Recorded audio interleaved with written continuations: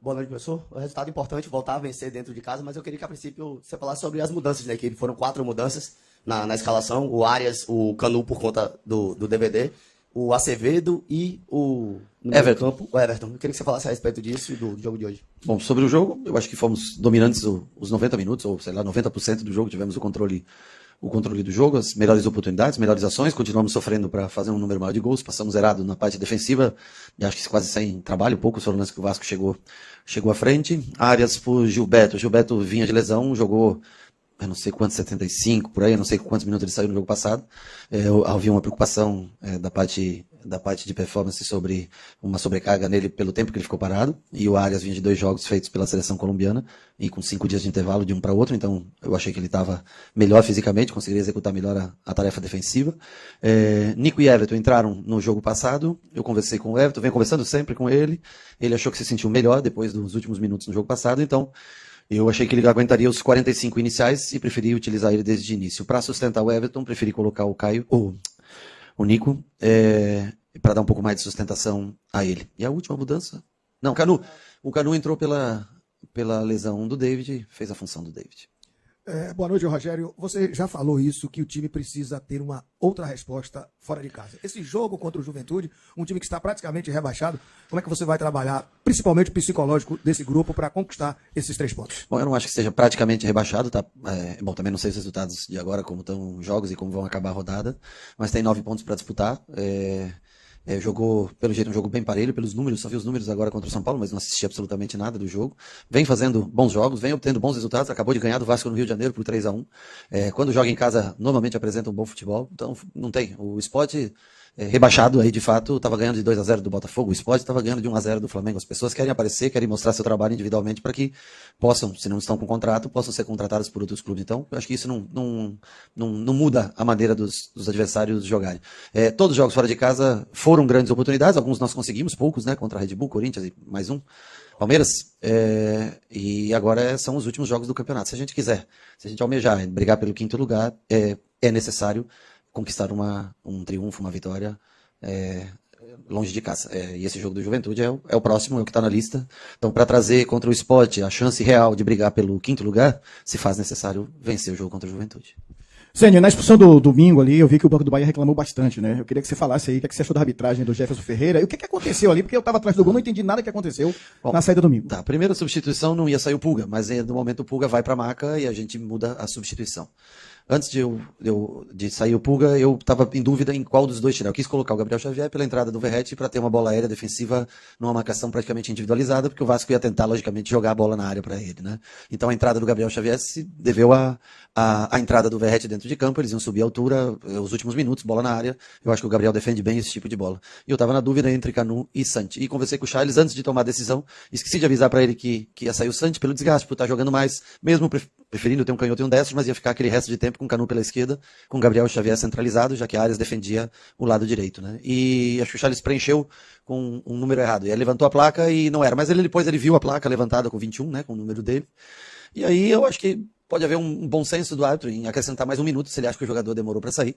E ele também poderia ter saído de forma um pouco mais rápida, né? Então, assim, não posso culpar 100% o árbitro, mas se ele achou que o atleta demorou demais para sair, no momento que ele foi, se dirigiu, o atleta fez sinal para sair, ele poderia ter o bom senso e acrescentar 1, 2 minutos, o quanto ele achasse que fosse necessário, e não mudar uma linha de um jogo que foi bem escrita até aquele momento, e graças à decisão do árbitro. E também não vamos tirar, logicamente, a demora domingo na situação do Santi, mudou o panorama da partida, que se encaminhava para um final como foi o jogo inteiro de domínio do Bahia.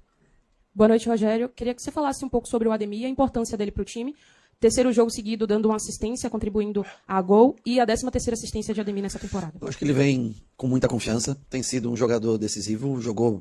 Acho que ele se sente dono da posição, e isso acho que é muito importante para o jogador render. O Pulga teve lesionado muito tempo, né? E hoje ele tem um protagonismo grande na equipe. Além de destacar também a força de vontade defensiva dele no final. Ele ajudou muito na marcação, mesmo cansado, né? E tem feito um grande ano. Eu acho que tem mais esse ano que foi renovado de contrato, né? Mais um, né? Teve, né? Tá feliz. e tem sido muito importante pra gente. Tem como característica, logicamente, a velocidade, mas tem encontrado bons dribles mesmo em jogadas mais curtas, o que não é mais, por exemplo, de um Pulga fazer isso do que do Ademir, mas não só na velocidade, no contra-ataque, ele tem encontrado boas soluções. Teve algumas oportunidades para fazer o gol hoje, finalizou bastante a gol, trabalhou, fez o goleiro trabalhar, adversário, e tem sido uma peça extremamente útil pra gente nesse ano. Boa noite, Rogério. Falando sobre Everton Ribeiro, você disse na coletiva passada que ele não se sentia bem e agora há pouco falou que ele pediu para jogar. Como é que você vê esse retorno dele ao time titular do Bahia? Bom, ele em condições físicas, com a qualidade técnica que ele tem, ele é um jogador essencial pra gente, né? Ele, por algumas vezes nós conversamos, depois do retorno dele, ele hoje, acho que uns 15 minutinhos eu consigo, depois por uns 30 minutos eu consigo, e nesse último jogo, quando acabou, eu hoje, na hora do almoço, fui conversar com ele pra gente tentar definir a escalação, né? E ele falou, não, eu acho que eu me sinto bem para os primeiros 45 minutos eu consigo desenvolver. É um jogo que a gente precisava dessa responsabilidade chamada por ele. O Vasco é uma equipe que marca muito forte, principalmente os 5, né? Os 2 volantes dele saltam muito nos 5, que eu quero dizer no Juba e no Nico, né? E os 3 pressionam bem à frente, ou seja, o espaço livre é no 10, é no cara que ocupa a parte de cima do quadrado. Então o Everton faz isso como poucos fazem, né? E aí ele jogou, acho que jogou uns 15, 60, né? Acho que ele jogou, acho que passou uns 15, eu não tenho certeza. Quanto? 70. Jogou 70 minutos, mas ele disse que se sentiu melhor do que no último jogo. Então, mostra que está se recuperando. Uma pena que o ano está acabando, né? Mas tem ajudado a gente também, um jogador importante, foi fundamental naquele empate contra o Inter, foi fundamental contra o Red Bull. E hoje fez um bom jogo, mesmo não estando no seu auge da parte física. Boa noite, Rogério. Queria que você falasse a sua sensação sobre o Bahia ter chegado ao recorde de pontos na era dos pontos corridos, 56 pontos. E em um debate esportivo, ao longo dessa semana, acho que na TNT Esportes, disseram que o Bahia não evoluiu de 2024 para 2025. Queria saber a sua avaliação sobre isso também. Eu acho que é um debate mais feito sobre posição de campeonato. Se você não for para uma Libertadores de maneira direta, eu acho que a análise é mais feita nesse sentido, né? O estilo de jogo é diferente do que era no passado. Nós acho que conversamos isso até na última coletiva, onde jogávamos muito com Cauli, Veraldo e Tassiano. Hoje a gente joga mais com 9 e 2 pontas, né? Muda bastante, apesar da característica de marcação ser similar ao ano passado. A maneira como ataca ela é diferente, como é a construção com Juba por dentro. Quando ano passado nós não fazíamos tanto isso. Eu acho que é muito interligado, a análise é muito interligada, é que, lógico, se você fica em 6º, 7º ou 8º e você alcança o mesmo degrau, o mesmo patamar, ou seja, vai pela pré-Libertadores, numa ida pela pré-Libertadores, é natural que você analise que você não caminhou para frente, se eu não me engano, caminhou para o lado, alguma coisa assim, né? É uma análise democrática, as pessoas têm direito a analisar. Eu acho que o Bahia joga melhor do que jogava antes. Perdeu muitos pontos, logicamente, supera a campanha do ano passado, mas também não dá muito tempo de você comemorar uma marca como essa, porque você tem que se preocupar justamente para que as pessoas possam avaliar de maneira diferente, e talvez se você conseguir uma classificação direta para a Libertadores, as pessoas passem a não avaliar pelo número de pontos, e sim pela colocação. Acho que nesse sentido, democrático, eu não lembro quem foi que falou, mas o Becker, eu sei como é que é o nome do rapaz, mas acho completamente, cada um tem o direito, logicamente, de avaliar como vê o futebol. Boa noite, Rogério. Eu queria que você falasse um pouquinho sobre a entrada do Caio Alexandre no momento do jogo, que o Vasco crescia, tinha posse de bola, né, não tinha uma produção ofensiva tão grande, mas estava incomodando pela posse de bola. E qual foi a orientação, no caso, você orientou ele a fazer a mesma função? Como é que foi a leitura que você faz? Deixa eu te falar, quando o Caio entra no jogo, não tinha cartão vermelho, não tinha expulsão. Quando eu chamo o Caio, desculpa, não quando ele entra, já tinha. O Nico bastante cansado, bastante desgastado, ele ia entrar naturalmente, e nós tínhamos, quando eu escolhi o Caio para entrar, nós tínhamos a vantagem numérica dentro do campo. Era justamente para ele entrar e fazer o que ele faz de melhor, que é acionar Ademir, acionar Thiago, acionar Cauli, acionar Pulga do outro lado. As coisas acontecem muito rápido e eu só tinha uma parada para efetuar as duas trocas, né? Então, mesmo, logicamente, o Nico fisicamente, nesse momento, ele se destaca no sentido do Caio, mas o Caio tem totais condições de entrar 15, 20, 30 minutos, o quanto for, para exercer a função do Nico e jogar. Uma pena que foi a confusão, a expulsão, e eu tinha que decidir naquele momento porque eu tinha duas trocas, mas eu só tinha uma parada para fazer a troca. E ele entrou, eu pensei até em colocar o Eric junto com o Michel para fazer, mas achei que ficaria defensivo demais, né? Já tinha colocado o Gabriel Xavier, pensei em colocar o Caio justamente para botar esses homens de frente para jogar. Boa noite, Rogério, parabéns pelo triunfo.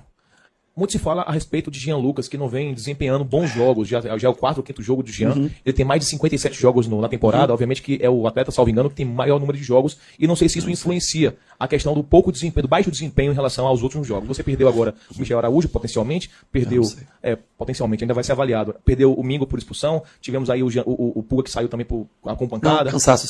Então, assim, existe uma questão da gestão do elenco. Essa questão do Jean Lucas também passa pela função tática. Muito embora o Azevedo não tivesse no início da temporada o protagonismo que tem hoje. Né? Ganhou muito protagonismo com a saída do Caio Alexandre. Como é que você avalia a manutenção do Jean Lucas para os próximos 3 jogos? Considerando que ele tem muita rodagem, você precisa de força física no meio campo e ganhar o meio campo para ganhar esses 3 jogos. Como é que você avalia essa questão? Eu acho que ele é um jogador que pode, logicamente, ter caído um pouquinho de produção, principalmente com a bola. Sem a bola ele tenta colaborar. Hora ou outra, recompõe um pouco mais devagar pelo cansaço e acredito que possa ser realmente o número de jogos, o número de minutos que ele jogou. Daqui para sexta-feira, sexta, né? Daqui para sexta nós temos tempo para recuperar, temos uma viagem no meio. Acredito que ele tenha disposição física para iniciar o jogo. Se necessário for substituí-lo no meio do segundo tempo, como foi o caso de hoje, nós o faremos. Se a gente achar que ele não tem a condição de jogar, teremos outros jogadores. Tem Eric, tem Nestor, tem outros jogadores que podem cumprir. Tem Michel que pode cumprir se não tiver lesão, né? O meio campo é o lugar onde a gente mais tem jogadores. Mas o Jean Lucas, para mim, ainda é um jogador diferenciado na força física, na proteção de bola, no ataque ao espaço.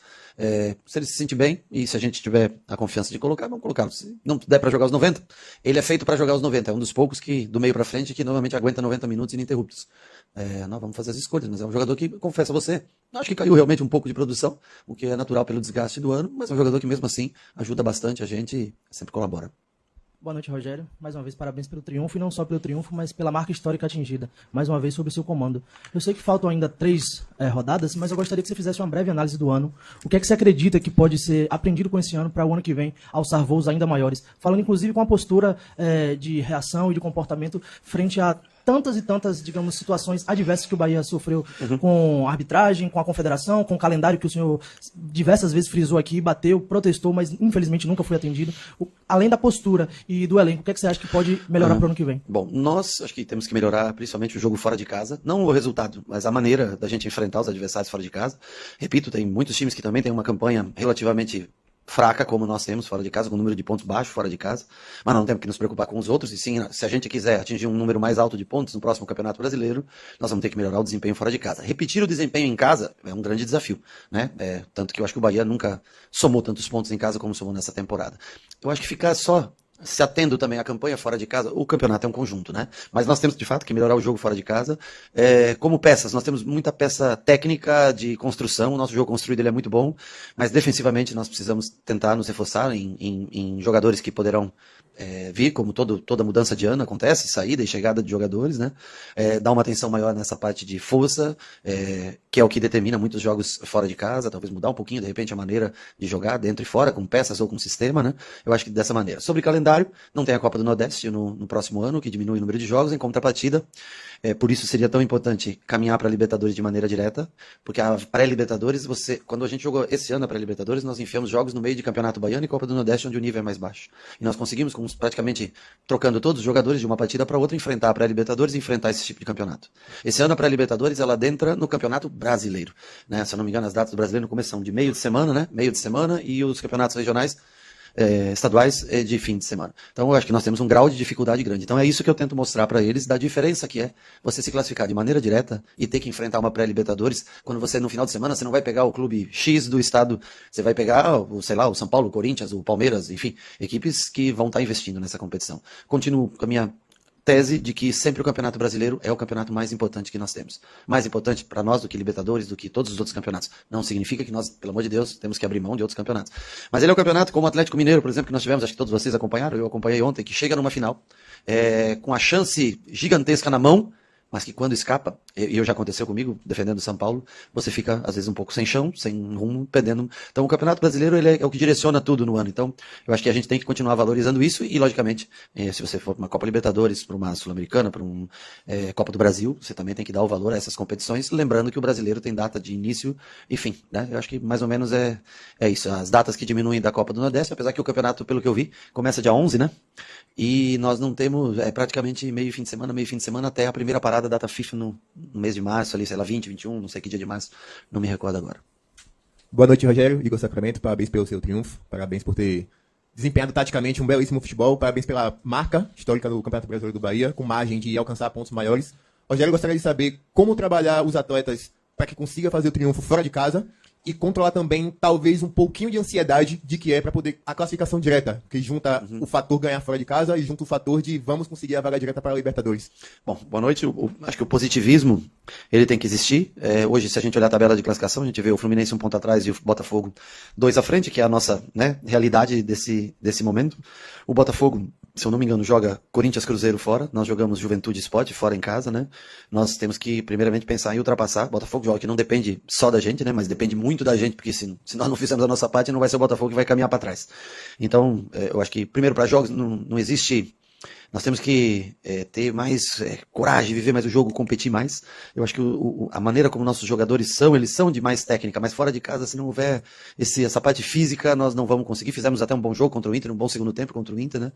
E nós temos que ter isso como objetivo. É o que eu falo, é a diferença entre você entrar num campeonato brigando numa pré-Libertadores em fevereiro, ou entrar num campeonato de maneira direta, quem sabe até numa vaga num pote 3, o que seria de suma importância pra gente na parte dos 2 jogos fora de casa na reta final, que faz muita diferença.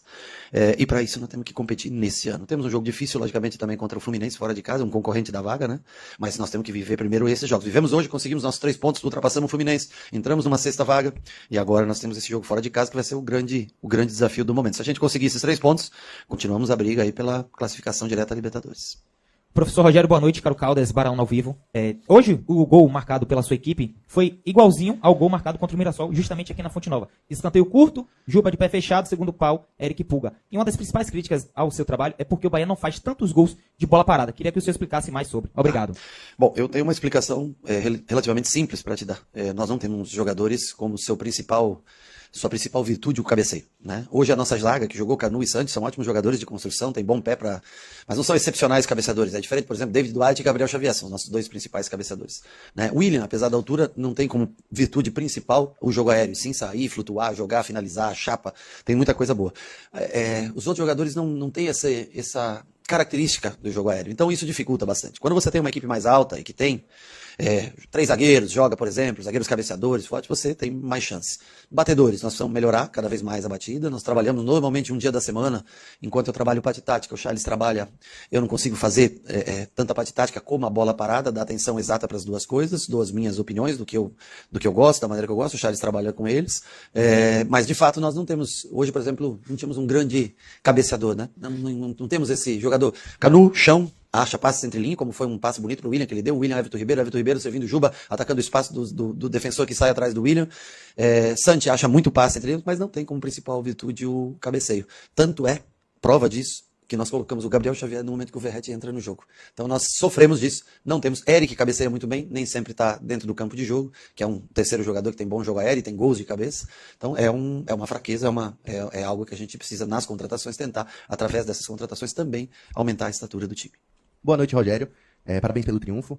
Nos últimos 3 jogos antes da partida de hoje contra o Vasco, o Bahia sofreu 8 gols. E hoje acabou passando a partida ileso, sem sofrer gol nenhum.